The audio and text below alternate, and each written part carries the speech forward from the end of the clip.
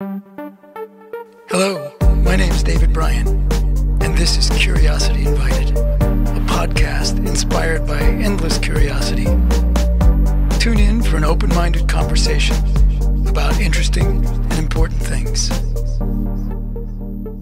Welcome to Curiosity Invited. My name is David Bryan, and today I am speaking with Sennett Devermont, which, we will not talk about the source of that name, but it is a great name.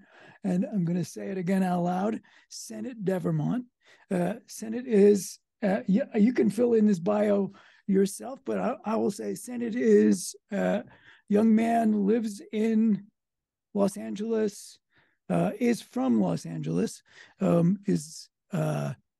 well, I don't know how you like to be known, but he's both an entrepreneur and an activist and an awake and alive human being. He is, if you do know his name for his business and activist activities, you probably know something like Mr. Checkpoint, which is his creation. We'll talk about that. And AFTP, Always Film the Police, and both of which, well, I hope we're going to have a lively conversation about those things. So, and I know he is involved in various ways in efforts to make the world a better place, both locally and around the world. And so let's just dive into it. And so, Senator, how would you, like, if you had to do a quick bio, what would you call yourself? I'd say like I'm a community organizer. I like the words you use, the awake, human being, living. But I'm conscious, I'm empathetic, I'm aware, and I believe in using whatever we have and can to make others aware and make others more capable and able. And so with me, I've happened to use social media. That's been what the tool, in a sense, I've used over the last 10 years. And the awareness I've kind of provided is that of which I've been raised upon with my father, who's a lawyer, and seen him advocate and seen him represent people in courtrooms my whole life. And so I've kind of used social media. I'm not a lawyer, but I've used the ability to advocate for people and bring awareness to certain issues, and just been doing that and passionately for over the last 10 plus years. I was going to say over 10 years, right? You're like 34, 35 now. 35, correct. 35, right. So you've been doing this for a while that I know of. Yeah. You just said you're not a lawyer. Have you ever thought about that? Have you ever thought about becoming one? Do you ever come from a family that just said, "It, you really should be a lawyer. Why don't you just go to law school?" So, a little bit, but I've my experience with school wasn't so positive, and so it always felt like the last thing I wanted to sign up and do. And I kind of thought able to figure out a way to help people in an aspect of in representing people, but without doing it in a legal manner, without doing it in a courtroom necessarily. But who knows the future? You know what I mean? It's not something I would say would never happen, or I would never want to be a lawyer or anything like that. But I just feel like the best use of my time potentially at the moment is advocating in these ways and in this manner. Yeah. And this just may demonstrate how old I am, but would you say that the reason that the tool that you use is primarily social media, simply a generational thing? Like, you grew up with social media, and so it's the tool you're most familiar with, or did you come upon that because, wow, this is a really effective thing. Maybe there's a way of using it in different ways. Yeah, actually, I was a little bit of both. The reason I say both is because growing up, I didn't have a camera phone. I didn't have social media in high school actually. So, you know, a lot of the time growing up, and certainly times when I could have used either a camera phone or social media to expose something, right? I certainly did not have it. And I started Mr. Checkpoint in 2011 on Twitter. And it was essentially the first Twitter account I really started actively posting on. So I really learned to a degree social media in terms of really providing anything public out there, using, you know, as Mr. Checkpoint, I should say. I heard that DUI checkpoints, and it was just simply watching the news, that they were targeting Hispanics in Chula Vista and Escondido, that these were DUI checkpoints, but they were towing unlicensed drivers' cars. You know, for me, coming from the family of lawyers, I'm already going to think checkpoints are wrong. These are unconstitutional in general. Even though I think DUI is also wrong, right? So I think we can say DUI checkpoints are wrong, but we also don't think people should be driving around drunk. Those are two different conversations, and I could think both of them. But it's a very polarizing subject, or can be, when you say, I'm not sure about checkpoints. But the reason I mentioned is because when I saw they were really being used for something totally, entirely different, I figured, you know what, those are being done in the public. I mean, social media is public, Twitter is public. It's this real time, you know, news type thing. And I started using Twitter back then to just share, this is where a checkpoint is. Someone said it, this is where it is, period. And like, can we focus a little bit on what you just brought up? That, so, you know, a lot of people, I'm assuming you've gotten a lot of pushback from certain places, but are DUI checkpoints, or are checkpoints often always focused on policing particular groups of people, rather than on stopping alcohol consumption and driving? Right. That's a great question. So for one, my stance is, if you are impaired, unable to drive, from from drinking, drugs, anything that enables your judgment to drive, I don't think anyone should be behind the wheel ever, at any time. It's expensive, it's costly, it can cost you your life, it can cost someone else's life, all of the things. It's a super real reality. With that said, checkpoints are designed to educate the public.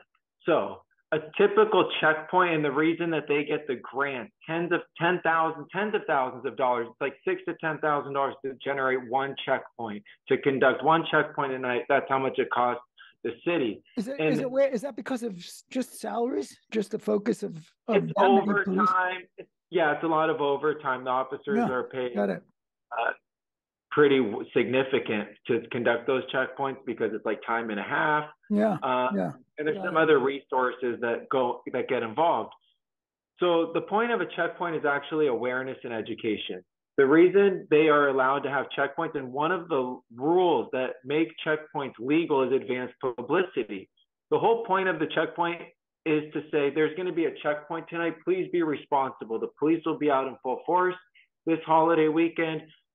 Use cabs, designate a driver. They're going to be out there. That's the point of a DUI checkpoint, education. And actually, typically for decades, morning news would go on. This is the weather, and remember, there's going to be a checkpoint here. I remember seeing that on numerous occasions. Absolutely. This was a typical morning news style. Now, what I looked at is, I'm a 23-year-old. I'm going out. Me and my friends are going out all the time. We're not watching the morning news. If you look at Mothers Against Drunk Drivers, they also believe that publicized checkpoints prevents drunk driving. And they even cite it as 20%, because when people are educated, they make smart decisions, right? That's just a belief that, like, knowledge is power. We're smarter together. We make good decisions. Well, if that's said, these should be on social media, because the people that are actually out doing all this stuff should know where these things are, what's going on in their community. And since we started Mr. Checkpoint, we actually we were providing information to taxis before Uber ever existed.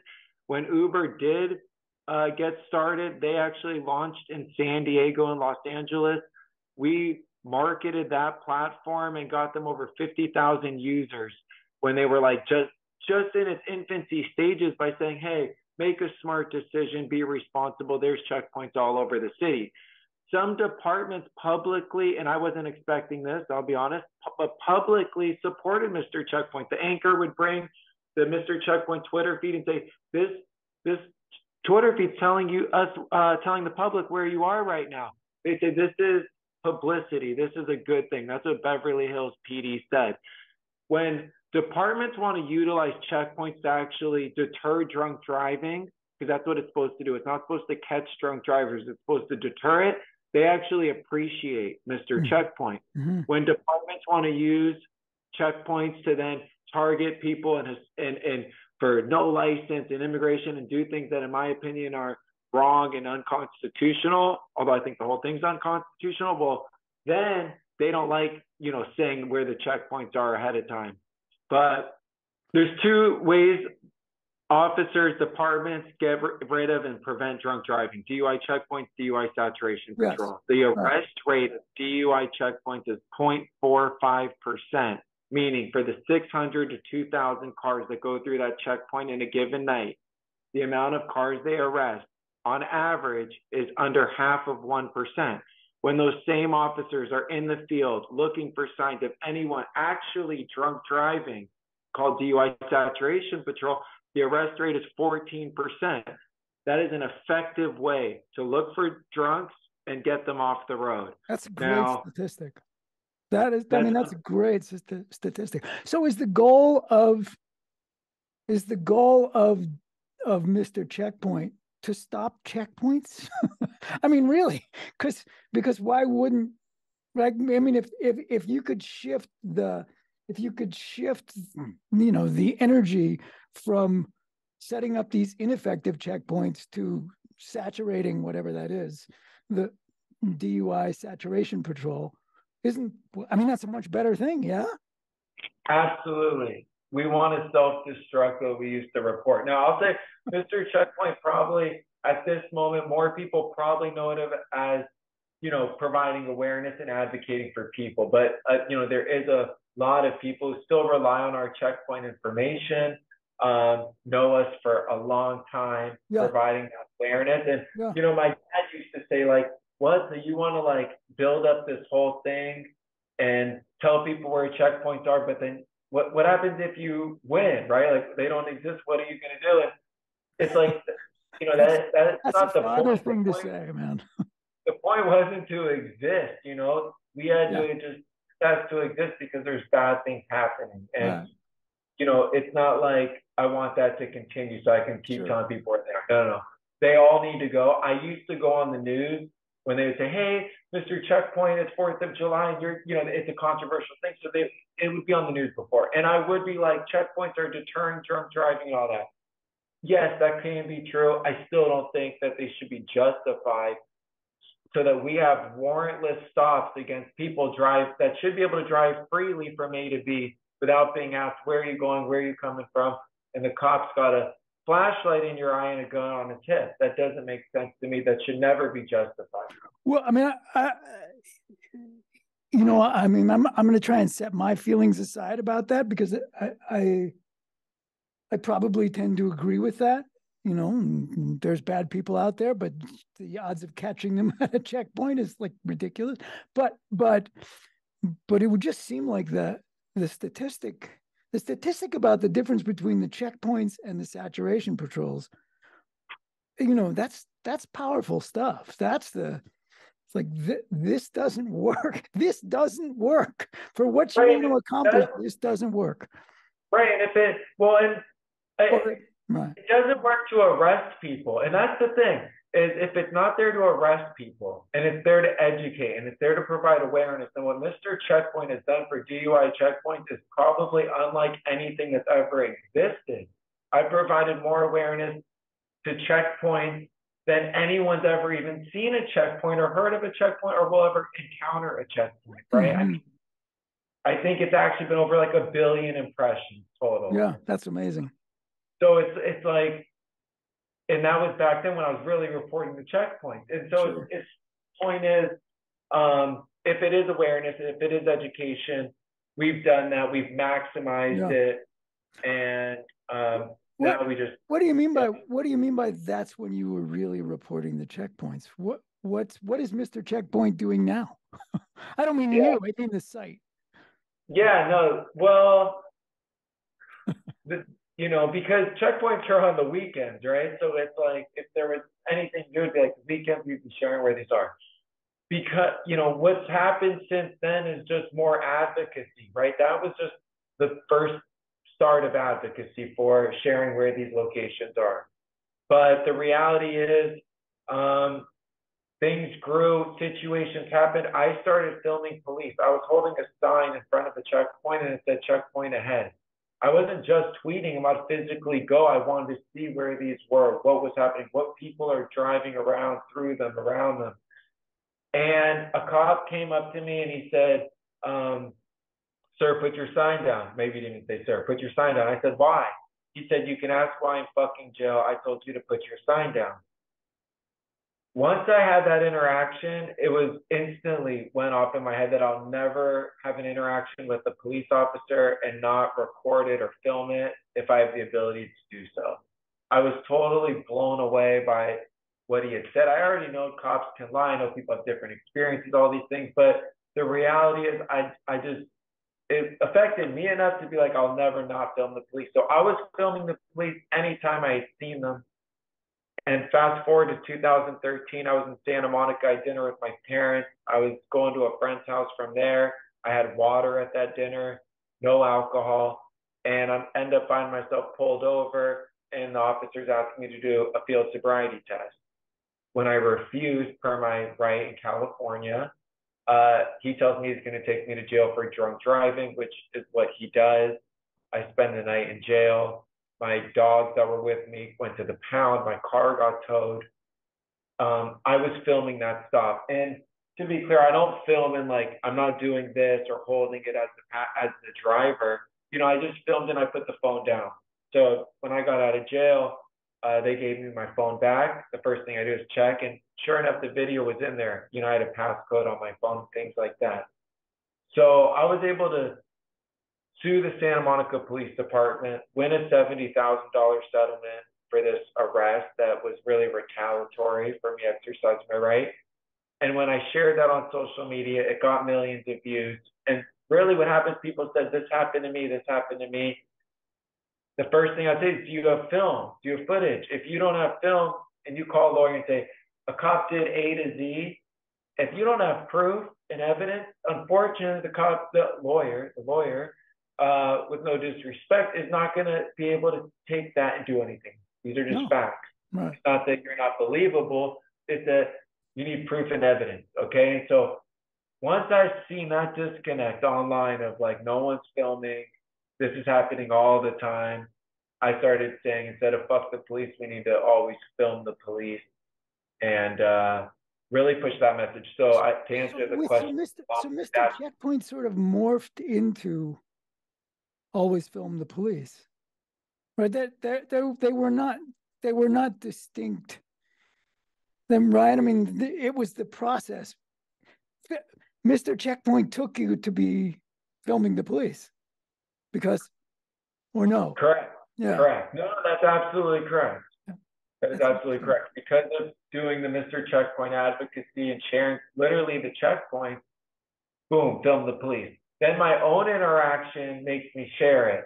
The response makes me to tell others to film the police. I have so much footage that I've never shared because I wasn't really, there's a whole community out there that's going out filming police, posting it. They're like auditing police and all this stuff. I mean, I was kind of doing that, but without sharing it, just because I didn't even know why I was even actually doing it. Before a lot of the names, of course, I known Rodney King growing up. Sure. I wasn't personally aware with a ton of the, police killings though, until some of them actually started being seen on these videos, and really we in real time started seeing the need to film police. But Yeah, that's interesting. I wonder, the checkpoint conversation. I could imagine people initially being hostile to the idea, even though they weren't, right? But but hey, what do you want to? Why do you want to promote drunk driving? Which of course you're not. But the filming the police. So I could imagine you'd get a lot more pushback for that. Whereas the always film the police, right? And it's about accountability. Although I could imagine people being hostile about that as well, right? It's like, why are you filming the police? You trying to catch them at something? Are you saying that they're doing something wrong all the time? Yada Leave them yada. alone. You're harassing them. They're not doing anything wrong. They're not bothering you. You're in their way. There is before George Floyd, there was major hostility to filming the police in a lot of places. I will say, not everywhere, and certainly more times than not to the people being questioned by the police. Right? There's very, very few times I've had the person being questioned by police be like, you know, like they make it clear they don't want a video or to some degree, right? But 99% of the time we have situations where they are like, thank you, can you send that to me? They're trying to share their email addresses, their phone numbers, their parents information, and they are saying, thank you for being here. But the environment around those areas definitely changes, for sure, depending on the city. I'll say this: if I go to Beverly Hills and I start filming the cops, it's almost guaranteed that someone, a bystander or someone around there, will say something negative towards me for filming. It's almost guaranteed, and that's today, 2022. What's the story about that? Why? I think they Why are think they that doing that? I think there's a handful of people that think anyone wanting to provide transparency or questioning anything police do is like, one, anti-police, and two, they just don't agree with that. And Beverly Hills definitely happens to be one of those places that you'll just get the most strange kind of comments and things happen from the bystanders who really, don't understand why you'd be providing this kind of transparency, why you'd be filming. And they think it's controversial. They think it's combative. They think it's in the cops' way and all those things. Yeah. Let them just do their job, right? It's like that. Right. Yeah. Yeah. I mean, just to be clear, right? So your position. You are not anti-police. You're not saying get rid of the police. You're not saying you're not, or are you? I think no. I'm careful with my words, but I do think that we need to reinvest a lot of funds in other things, right? There's no like snap of the finger, police Sure. gone. That never could happen, would happen, right? But I absolutely believe we need to reinvest. There are certain programs happening all over the country where they're diverting 911 response calls to mental health teams. Sure. Cahoots is one of them, I think, in Oregon, I believe it is. Super successful models of saying cops don't need to come if someone's having a mental health crisis. I'm a firm believer that cops are not capable of solving all of our problems, but unfortunately, they're the first to be called. I think it seems to me that that's the best argument on the other side, that the weight on the cops' shoulders, because there are not other institutions or because other social efforts have stopped being funded. It's just unfair to put all that on the cops because that's not their primary. They don't need guns for that. That's not their primary training, and so why ask them to do those things? That seems to be a super coherent, responsible position. And in some ways, it's pro-police. It's like, look, let's have the police be able to focus on the thing that they can do that others aren't trained to do, and not those other things. So absolutely. I think for some reason we've like constricted some, I guess, call them maybe like agencies and departments, and then we've like maximized others. And examples, the police, right? They have a bomb squad unit. They have drug this. They have people for mental health, which we clearly see is not what's working or what's helping anybody. There's all these different departments in police. They all get the most amount of funding. And I just believe there's other agencies, there's other potential departments, and there's other institutions we can definitely lean on, look at to have help the community. A lot of the stuff police are going to, we're spending resources for them to spend time on things that just literally need resources, right? I mean, a lot of times I see 7, 8 cops dealing with someone who stole some bread. Doesn't make any logical sense. That's what I'm saying. We need to reinvest. It's really what are these people getting in trouble for, and how do we actually find solutions and not just create a cycle that's continuing that is clearly not working. It's not maybe is it working? No, it's clearly not working. So it's not. It's definitely we need to reinvest and I think reimagine what all of it looks like. Yeah. Yeah, I completely get that. Completely get that. So you out of the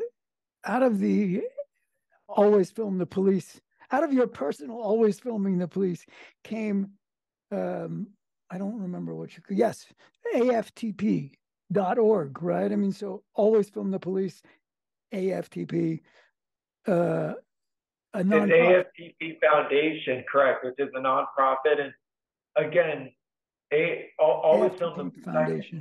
controversial that to some, right? And so we kind of took it a step back and say that the nonprofit is really always for the people, which is AFTP Foundation. And one thing we do always for the people is our First Amendment right to always film the police. It's one of the initiatives, one of the things, programs of education, awareness. We want to teach people their rights. Cool. Your First Amendment is freedom of speech. It includes always filming the police. You don't even need to let them know they're public servants. They have no expectation of privacy. This is how some people do it. This is how others do it. You can live stream, etc. Right? So that's one piece of knowing your rights or that amendment is just always film the police. And that's one aspect that we're really focusing on with the foundation, among others. And what are some others? I mean, I know the one that I read that is probably, it just pushes a button in me that is super significant, which is the use of veterans' land for things that have nothing to do with the veterans, and I saw that. You and I spoke about it when we did a first conversation, but I saw that on the AFTP site foundation. So let me get this. Let's just get this. AFTPfoundation.com is the site. It's AFTPfoundation.com. Okay, got it. Thank you. And yeah, I'll make sure I get that in the description, etc. So could you talk about that one? That piece? Absolutely. And so to be clear, like AFTP Foundation, the mission statement in essence is we are amplifying and advocating for voices that are silent, right? For vulnerable communities. And unfortunately, something that I'd seen but really stumbled upon and then done a lot of research and investigation on is how the veterans are treated in Los Angeles.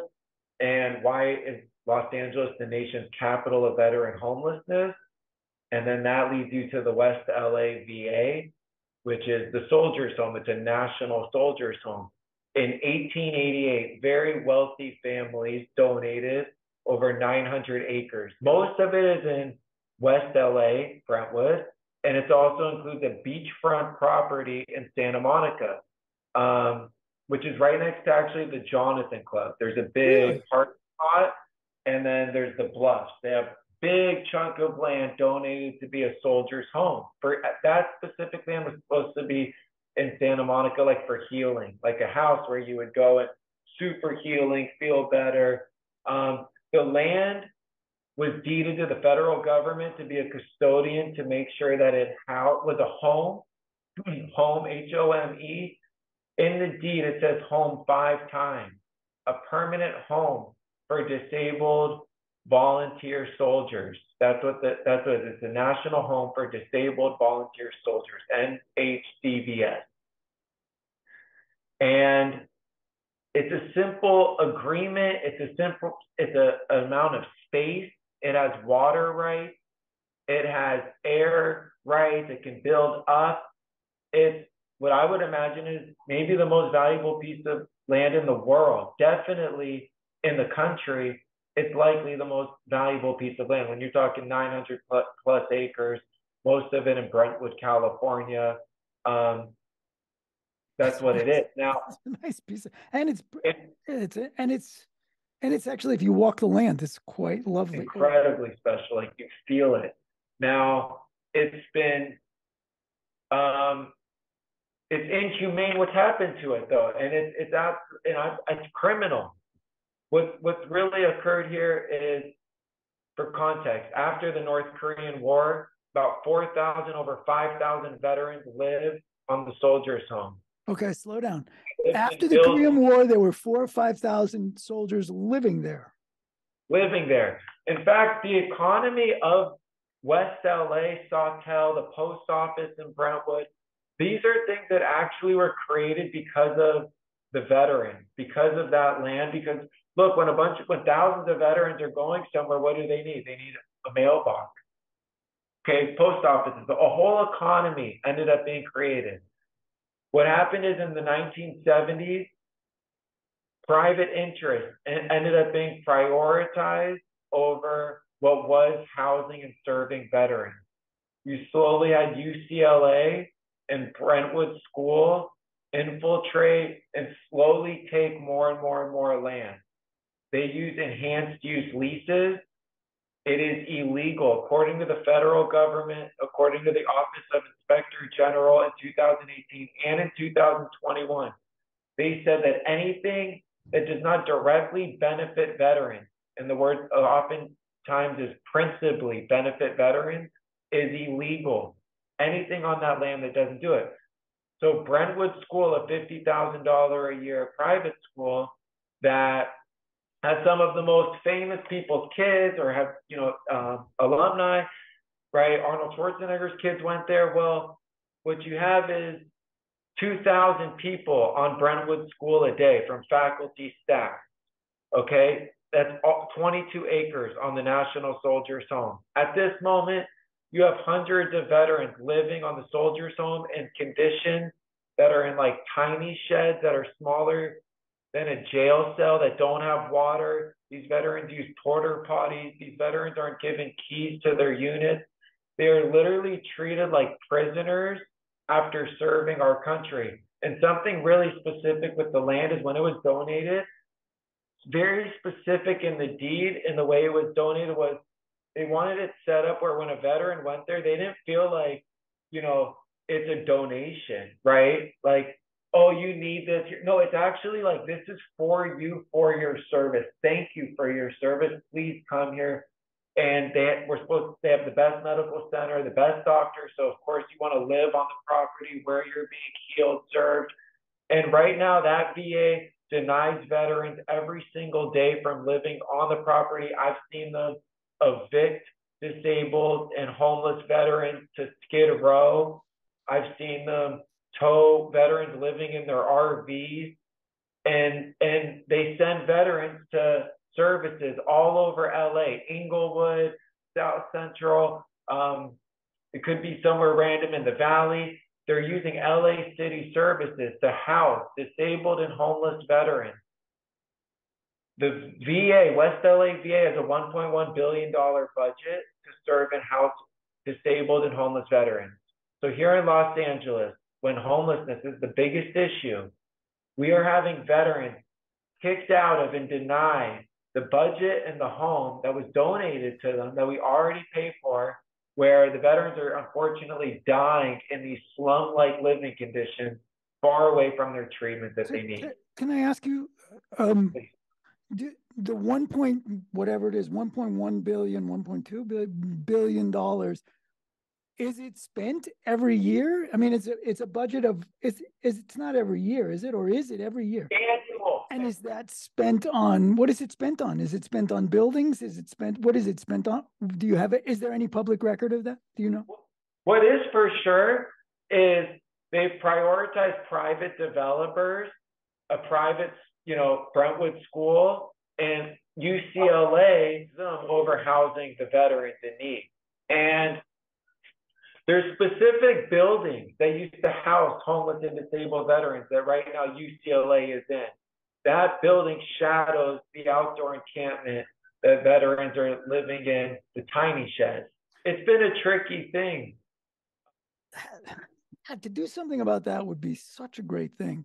It really would be such a great thing to bring attention to that in a way that was meaningful and could, you can do a lot with $1 billion every year. Absolutely. I think, when the VA is pressured again by private interest and potentially politicians to do the wrong thing, you have what's happening. The media oftentimes misreport the overall situation at the soldiers' home in different ways. And two simple ways they do it is you'll often see that the land is reported as being like 388 acres. That's what veterans have today. Right. That's exactly. And that's really wrong to report when veterans are advocating to try to get their land back. So that's one. The second is often the media refers to it as a campus. A campus is UCLA. Campus is what you do when you come and you go, you take classes, you leave. That's not a home. And what the media and private interest that wants to take the land is they've tried to brand the West LA VA as a medical center and as a campus. And it's not a campus. It's supposed to be a national soldiers' home. And the veterans don't know that it's their home. They don't know it's their land. They don't know these facts. So I show up. I bring this awareness. I print out stuff on Google, print out federal documents. So don't take my word for it. Please do all your own research. It would just seem like, either for genuine reasons or for reasons of reputation, there's got to be some hotshot young lawyer who would want to, even if it was just the cynical version, right, to make his reputation on advocating what is just an amazing issue. We're actively continuing to look for the right one. Yeah. And we are talking, and there are people I don't know talking to others, right? So there's a lot going on, and there's a lot of moving parts with this issue. Yeah. What I will say is the class action now is being represented by a guy named Mark.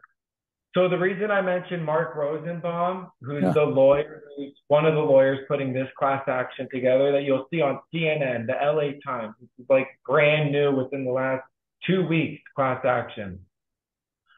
The reason it's alarming, in my opinion, is that in 2011, veterans sued in the class action, and Mark Rosenbaum was one of the attorneys involved in that class action. The original lawsuit that veterans put together, Mark Rosenbaum was one of the lawyers. Now, from that lawsuit, what happened is a judge, his name's Judge Otero, in 2013, August, he ruled like 7 points very specifically, and it was that UCLA must go. It was that Brentwood School must go. It was like the best decision that's ever happened in court. You can find it, and I could send you the judgment. It's the best thing that veterans have ever received. What occurred from there is the lawyers got together, and without conferring with the veterans that they were supposed to be representing, they drafted a document that was called a framework for a settlement. It's a framework for a settlement. So that's not a settlement. It's a framework for a settlement. And that document was signed by a lawyer and the secretary of the VA. And it basically is like a promise. We'll promise to build housing. They took that document, they showed the judge and said the veterans don't want this judgment. The veterans want to vacate this order, and they're happy with this settlement, not a settlement though, framework for a settlement. If you look in the press, and I'll send you the copy, I'll send you this document where it literally at the top says framework for settlement. This is what they use to not allow veterans to continue with what was actual justice. Again, the judge ordered all these things to be illegal. The reason that order never went through is because the lawyers went back, said they don't want that. The reason this is all concerning is because that lawyer, Mark Rosenbaum, is one of the lawyers from that. When you say, where are the good lawyers? This is like it's so valuable. There's so much money in it that I believe the interest to not have veterans, 4,000 or 5,000 veterans living on that property in suitable building is larger than doing the right thing, unfortunately. It's been my intention or feeling that more people need to see it. If I'm seeing it, I shouldn't be the only one seeing this. Right. Like more people should. There should be a lot more people looking into this, researching this. Don't believe something I say, and then do your own research and then share it. Tell me I'm wrong, but there's some hardcore facts. A lot of this is public information, and it is sad, you know. It's not. I've watched activists burn out over the years because they're, you know, you lose a lot. you don't always win. In fact, you lose a lot because the wave is moving in that direction, and it's hard to stop that wave. And yet, so it sounds like you got your head screwed on straight about that, which is, and yeah, I mean, what's been interesting is there was a surge of all sort of people like kind of entering into like social justice space again, especially after George Floyd, I think. Sure. You know, for me, like doing this much before that, it's like I'm not it doesn't scare me to have that contention, but I do realize that a lot of these issues, it creates confrontation, it creates controversy. But I find that if it's things, I just hope that it's things or believe it's things worth speaking up on. And again, when it's veterans and you have that kind of thing affecting that many people and that dire of circumstance and that have served us and given us these perceived freedoms, it's like, it's hard to, you know, think of anything else but to how to like get the word out. Yeah. Yeah. It's, it's an odd world where thank you for your service and you can get on the plane first is what you get. But I need a place to live. I need a place to stay. I need to get off the streets. Sorry, but you can get on the plane first. If you die, they'll memorialize you, you know, and say, we respect you. If you live and need help, you're forgotten about and sent to Skid Row. It's definitely a sad situation. Is it okay if we shift a little bit here? So I don't blow my brains out? Yeah. Of course. Are there other things on the AFTP list that either there or are coming? We are actively trying to educate people on jury duty. You know, we noticed that there's on jury duty. Jury duty. Yeah. You know, when you type in jury duty as on like Instagram as a hashtag, you'll find all these memes. It's no doubt that in our culture and society, it's like when you hear jury duty, it's a joke. Yeah. Get out of it. It goes in the drawer. Right. And you know, I find with voting, just taking it, you know, in a different direction, it's a whole buzz, right? We've turned Rock the Vote. There's hundreds or maybe 1,000 plus nonprofits getting you to vote. When on voting day, we all wear our stickers. We're proud to share support. So what I've realized is, you know, there's something that is as powerful as voting that's happening every day that we all can do. And it's the most important thing, and that is jury duty. When we vote, we're 1 in 30 million. When you're a juror, you're 1 in 12. I can't tell you how many people tell me that how much that actually sit as jurors, how much influence each of those people have, and whatever they say, like major influence. And jury nullification says that after hearing all of the evidence, even if you think the person committed the crime from A to Z, you still have the ability to say not guilty if you don't think the person should go to jail, prison. Even if the judge directs, almost directs you to find that person guilty, if this and this, you don't have to do it. A to Z, you do not have to do it. You know what we could say? Oh, that person's responsible for what? Distributing marijuana? Well, I heard our president say that no one should be in prison for marijuana. I don't think someone should be in prison for marijuana. Not guilty. It's the most important thing we can do. I'm trying to change the whole conversation from it being boring, from how do I get out of it, to how do I get in it and how do I sit in the seat. I had an experience where, jury duty always comes at a time when there's no time, right? I mean, it's just the way it is, because everybody's life is busy, and then suddenly, wait, what? I have to do this, and so of course that was my initial reaction. But one day after the next, there I am. Suddenly I'm impaneled. I'm number three. I'm number three on the panel. I'm juror number three in a horrendous crime, which we didn't know all of the facts of, but from what they were saying, it was like, oh, this is going to be juicy, and was like, this is going to be interesting. This is important.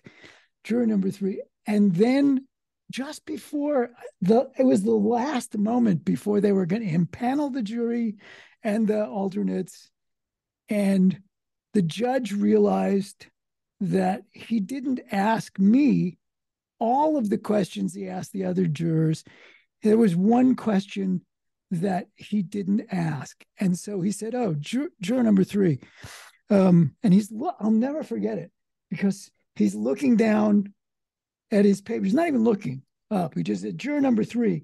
And you'll be able to follow the instructions that I directed you to follow at the end of it, whatever it is, and use. And I said, well, I mean, I'll certainly try to. And he looked up and he said, what do you mean? And I said, well, I have my own morality. I mean, I don't want to violate my own values. And instantly, the district attorney stood up and the defense attorney stood up and said, one of them said, I forget which one, it's just, we'd like to thank and dismiss juror number three, because I said I would not violate my own values. And it was like, fuck, are you kidding me? All somebody has to say to get out of jury duty is to say that I have values that I'm going to follow. It's like, who knew that was the secret to getting out of jury duty? And I didn't want to get out.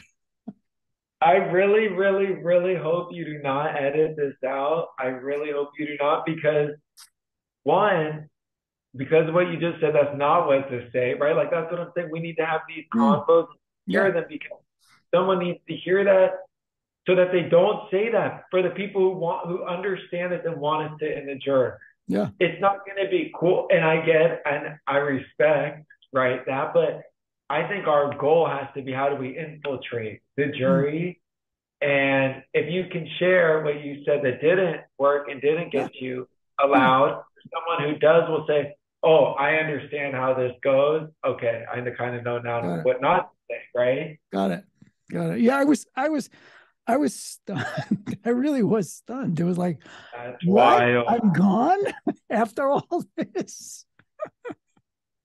That's wild. What else do you want to talk about? Because I think what you're doing is super, super interesting. It's super important. There's all sorts of issues. I'm glad you're being who you are. I'm glad you have created the organization that you're doing. I mean, I guess one of the questions that comes up for me is there a danger that AFTP Foundation is trying to do too much?